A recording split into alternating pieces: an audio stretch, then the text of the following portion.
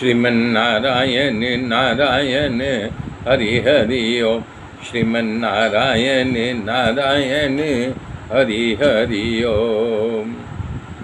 श्री राम जी ने जाकर के देखा कि राजा अत्यंत खराब हालत में पड़े हैं। जैसे सिंह को देख करके बूढ़ा हाथी जो है भयग्रस्त होकर के लीद कर देता है, पेशाब कर देता है, उसी प्रकार से राजा दशरथ चित पड़े थे। राजा के ओठ सूख गए थे और सारा शरीर जल रहा हो, जैसे मणि के बिना सब व्याकुल हो जाता है। और उनके पास जो है क्रोध से भरी हुई कैकेयी को देखा, ऐसा लगा जैसे साक्षात मृत्यु वहाँ बैठ करके मृत्यु की प्रतीक्षा कर रही हो। श्री राम जी का स्वभाव कोमल और करुणामय है और आज पहली बार ऐसी अवस्था का अवलोकन कर रहे हैं। उनकी उम्र में जो उम्र हो गई, कभी तक उन्होंने दुख नहीं देखा था और ऐसा भयानक दुख उन्होंने आमना सामना हुआ, न तो देखा था न तो सुना था। वो समय का विचार करके हृदय में धीरज रख करके मीठा वचनों से माता कैकेयी से कह रहे हैं, हे माता, पिताजी के दुख कारण क्या है, बताओ, जिससे इनके दुख का निवारण किया जाए,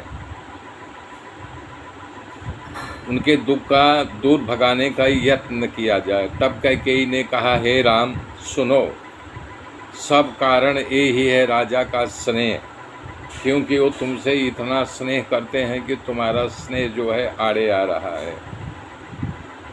बोले मतलब बोले कि इन्होंने मुझसे कहा था 2 वरदान मांगने के लिए, तो आज मैंने वो 2 वरदान मांग लिया है, तो ये देने में आनाकानी कर रहे हैं और जो ठीक लगा वो मैंने इनसे मांगा। ते वरदान जो मैं मांगा है वो इनके हृदय में शोक हो गया है। कारण तुम हो, तुम्हारे खातिर इनको शोक पैदा हुआ है और ये संकोच नहीं छोड़ पा रहे हैं तुम्हारा। इनको तो पुत्र का स्नेह है और अपनी प्रतिज्ञा राजा पूरी करने में स्नेह को नहीं भूल पा रहे हैं, तो कैसे प्रतिज्ञा पूरी करें।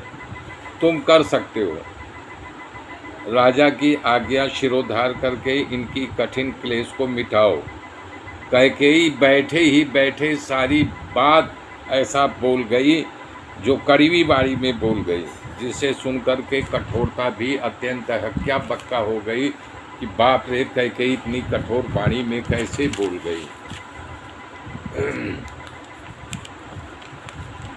तो बता रहे हैं कि इसके बाद कैकेयी के वचन सुन करके सुरकुल का सुर स्वाभाविक रूप से आनंद निधान श्री राम जी मुस्कुरा करके सभी दोषों से रहित होकर के कोमल वचन में कैकेयी से कहने लगे, हे माता, सुनो, वो पुत्र भाग्यशाली होता है कि जो माता पिता के वचनों का अनुरागी यानी पालन करने वाला होता है।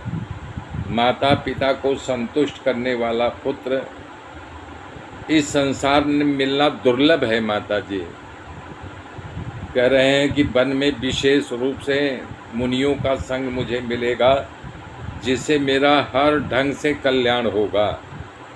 जिससे पिताजी की आज्ञा है, हे जननी, तुम्हारी सम्मति भी तो है न। और प्राण प्रिय भरत को राज मिलेगा, हमसे प्राणों से भी प्यारे हैं भरत।